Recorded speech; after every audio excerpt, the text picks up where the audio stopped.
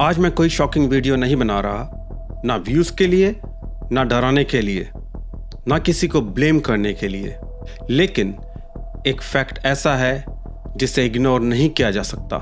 पिछले 10-15 सालों से दुनिया भर में टीन्स में डिप्रेशन और सुसाइड को लेकर चिंता बढ़ी है और कई स्टडीज दिखाती हैं कि ज़्यादा स्क्रीन टाइम और सोशल मीडिया इस प्रॉब्लम को और भी कॉम्प्लिकेटेड बना रहे हैं।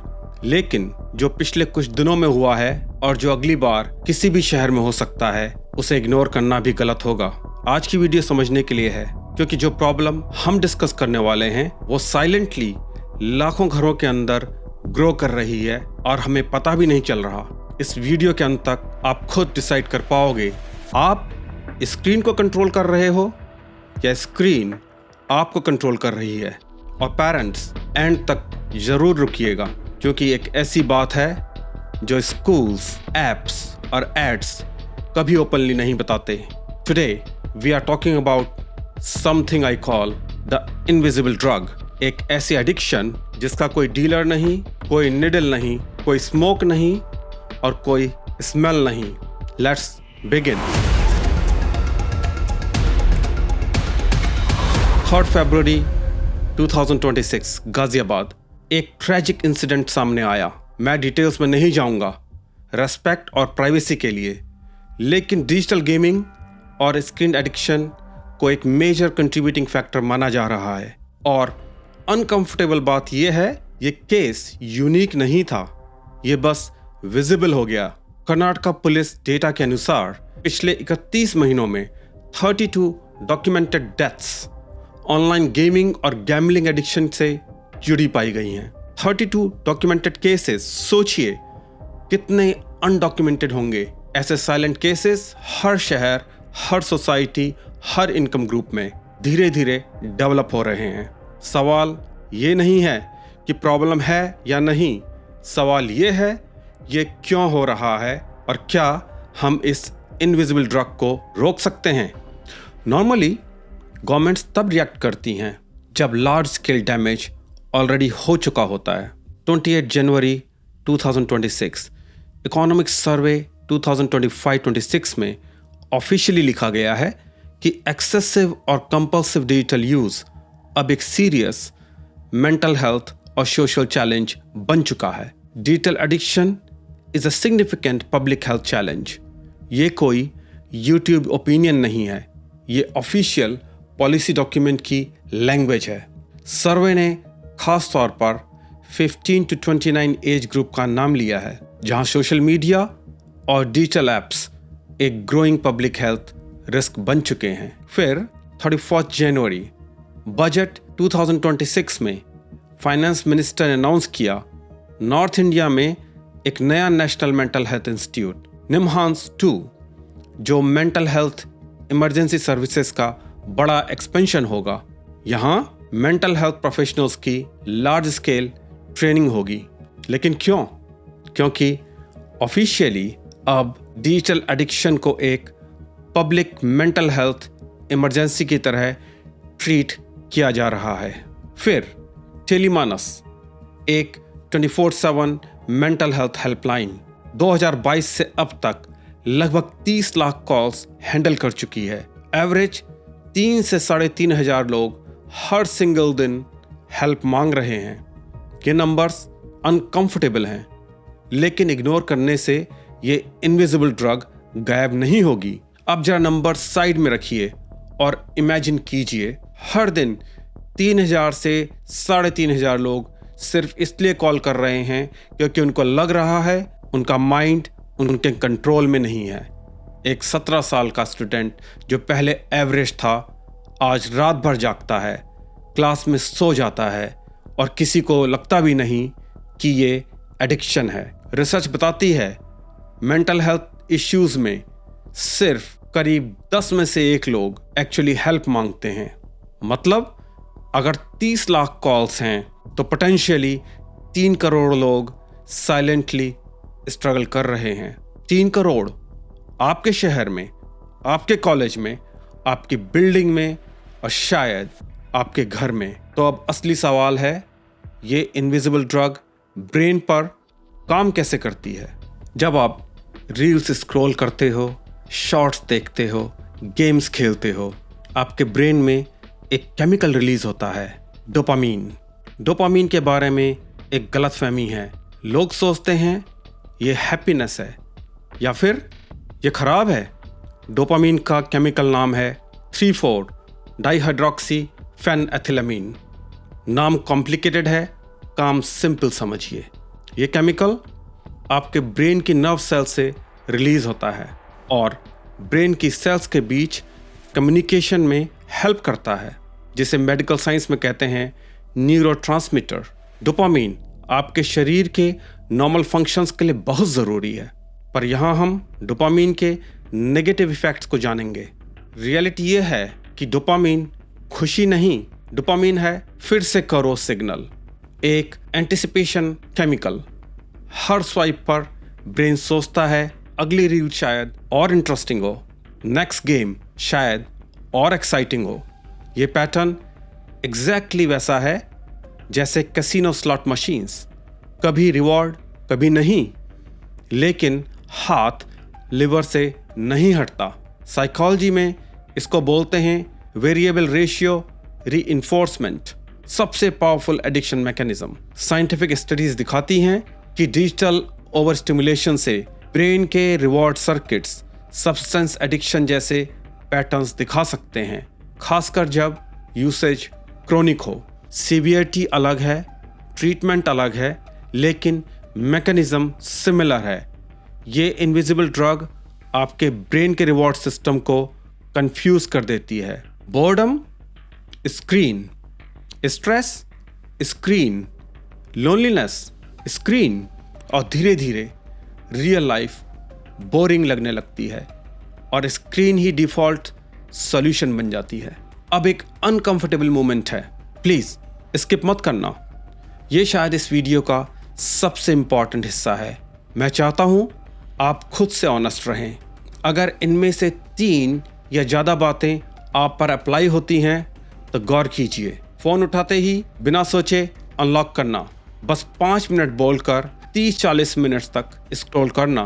फ़ोन दूर हो तो इरिटेशन या बेचैनी, बेड पर लेटकर भी स्क्रॉलिंग, बोर होते ही automatically phone, screen time report देखकर गिल्ट, और अगला दिन सेम पैटर्न। तो ये आपकी वीकनेस नहीं है, आप बिल्कुल नॉर्मल हैं। ये इनविजिबल ड्रग का डिज़ाइन है। टेक कंपनीज को पता है वो क्या कर रही हैं। फेसबुक की विसल ब्लोअर फ्रांसिस हॉगन ने यूएस कांग्रेस में इंटरनल डॉक्यूमेंट्स दिखाए, जिसमें इंस्टाग्राम की रिसर्च खुद मानती है we make body image issues worse for 1 in 3 teen girls. मतलब उन्हें पता है कि कुछ यूजर्स को नुकसान हो रहा है, फिर भी सिस्टम वही रहता है, क्योंकि अटेंशन बराबर प्रॉफिट। अगर 3 से ज़्यादा साइंस मैच हुए तो एक बात याद रखिए, you are not broken, you are human. System powerful है और इसलिए ये प्रॉब्लम बच्चों की नहीं, ज़्यादा उन सिस्टम्स की है जो अटेंशन को करेंसी बना चुके हैं। गुड न्यूज़ ये है कि आपने अब ये रिकॉग्नाइज कर लिया। रिकॉग्निशन ही पहला स्टेप है इस इनविजिबल ड्रग से कंट्रोल वापस लेने का। पेरेंट्स के लिए एक टफ ट्रूथ, आज के बच्चे पेरेंट्स से ज़्यादा टाइम ऐप्स के साथ स्पेंड कर रहे हैं और ऐप्स का काम आपके बच्चे को समझना नहीं, उनके टाइम और अटेंशन को ज़्यादा से ज़्यादा देर तक पकड़ के रखना है। टीन ब्रेन, खासकर प्रीफ्रंटल कॉर्टेक्स 25 साल तक डेवलप होता रहता है। इम्पल्स कंट्रोल वीक होता है, रिवॉर्ड सिस्टम हाइपर सेंसिटिव होता है, इसलिए टीनेजर्स में रिस्क और भी ज़्यादा होता है। इसका मतलब ये नहीं है कि आप बैड पेरेंट्स हो, इसका मतलब ये है कि आप और आपका बच्चा एक ऐसे सिस्टम से compete कर रहे हो जो बिलियंस ऑफ डॉलर्स के साथ ब्रेन के अगेंस्ट ऑप्टिमाइज्ड है। इसलिए बाउंड्रीज ज़रूरी हैं, लेकिन सिर्फ पनिशमेंट नहीं, कन्वर्सेशन, कनेक्शन, और ज़रूरत पड़े तो प्रोफेशनल हेल्प। और खुद से एक सवाल, क्या मैं अपने बच्चों से ज़्यादा समय फ़ोन के साथ बिताता हूँ? ये सिर्फ इंडिया का इश्यू नहीं है, ये इनविजिबल ड्रग दुनिया भर में कंसर्न बन चुकी है। ऑस्ट्रेलिया नवंबर 2024 दुनिया का पहला देश बना जहां पार्लियामेंट ने अंडर 16 के लिए सोशल मीडिया बैन अप्रूव किया। अगर कंपनीज ने रूल्स फॉलो नहीं किए तो उन पर लग सकता है 50 मिलियन ऑस्ट्रेलियन डॉलर्स तक का फाइन।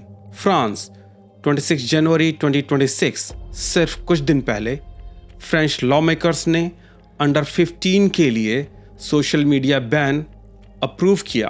टारगेट है कि सितंबर 2026 से न्यू अकाउंट्स के लिए ये लागू हो जाए। चाइना 2021 से अंडर 18 गेमिंग स्ट्रिक्टली लिमिटेड है। यूके, स्पेन, नॉर्वे, डेनमार्क जैसे देश ऑनलाइन सेफ्टी लॉज और स्ट्रिक्ट रेगुलेशन ला रहे हैं। ये पैनिक नहीं है, ये प्रोटेक्शन है। गवर्नमेंट्स समझ चुकी हैं ये इनविजिबल ड्रग सिर्फ इंडिविजुअल विल पावर से नहीं हराई जा सकती। इसके लिए सिस्टम्स, रूल्स और सपोर्ट चाहिए। और जब दुनिया भर में लॉज बन रहे हैं, हम में से बहुत से लोग अभी भी सोच रहे हैं मेरे घर में तो प्रॉब्लम नहीं है।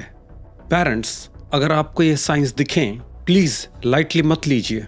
फोन हटाने पर एक्सट्रीम एंगर या मेल्टडाउन, कंप्लीटली उल्टी स्लीप साइकिल, रात भर जागना, दिन में सोना, फ्रेंड्स, फैमिली से एक्सट्रीम विड्रॉल, स्टडीज या फोकस में सडन गिरावट, फ्रीक्वेंट हेडेक्स, आंखों में जलन, थकान, ये सिर्फ जिद या रिबेलियन नहीं होता।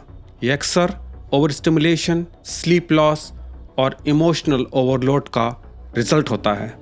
डिसिप्लिन जरूरी है, लेकिन साथ में समझ और सपोर्ट उससे भी ज़्यादा ज़रूरी है।